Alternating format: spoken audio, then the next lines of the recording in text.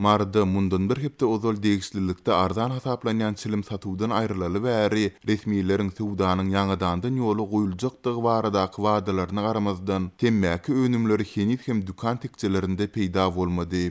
Ýatlatsak 6 fevralda ençem aýat çekin ara kesmeden soň Türkmenistanyň döwlet dukanlarynda 50-60 manatdan bahalanýan hususy dukanlardaky nyrklar bilen deňişdirilende 3-4 esse arzan çilim gaýtadan satylyp başlanypdy. Marda geçen hepdeniň aýagynda döwlet dukanlarynda arzan çilimiň satylmagy besedildi. Sowdagärler we polisiýa häzir tebiti ministrleriň biriniň sapar edýändigini, onuň çilimiň sowdasyny toktatmagy buýrandygyny, ol gidenden soňra arzan çilimiň gaýtadan satylyp başlanjakdygyny aýtdylar diýip özüni çary diýip tanışdyran çilim almak üçin nowbatda garasanlaryň biri Azatlygyň habarçysyna gurrun berdi. 30 ýaşlarynyň aýagyndaky çary resmiýetiň duýdurusyna garamazdan adamlaryň onda da döwlet dukanlarynyň öňünde nowbat tutandygyny belledi. Adamlar izli-izine 3-4 günläp giýjesi bilen döwlet dukanlarynyň öňünde nowbaty durdular. Emma arzan çilim satylmady. Polisiýa nowbatlary aýlanyp çilimiň indi 20 fevraldan soňra satylyp başlanjakdygyny aýdýar.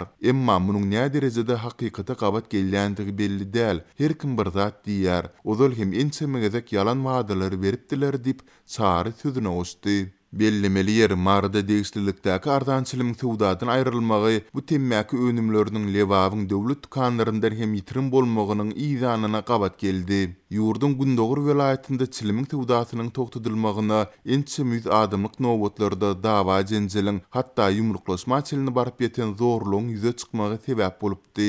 Azatlygyň yerli habarçylarynyň maglumatyna görä döwlet dukanlarynda çilim ýok däl.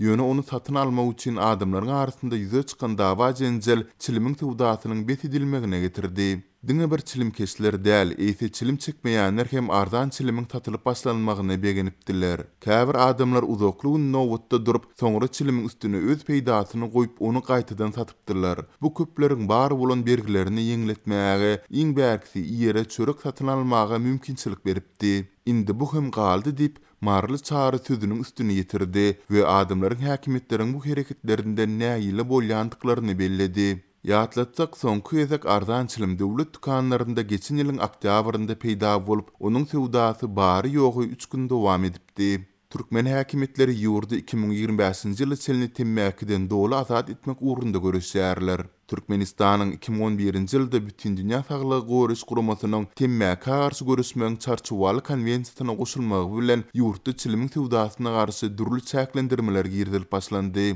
Ýurtda çilim gytçylygynyň we gymmatlamagynyň ýiti duýulyp başlanmagy bilen adamlaryň mahorky, temmäki ýa-da durly ötümlikleriň ýapraklaryny guradyp çekip başlandyklary, dükanda türkmen çilimi adlandyrylýan ýasama temmäki önümleriniň hem peýda bolandygy barada köp sanly maglumatlar gowuşýar. Sözümiziň ahyrynda bellesek, Türkmenistanda arzan hasaplanýan 50-60 manatlyk, ýagny resmi alys-salys kursy boýunça 14-17 dollarlyk temmäki önümleri daşary ýurtlardaky bahalar bilen deňişdirilende hem telim etse ýokary hasaplanýar.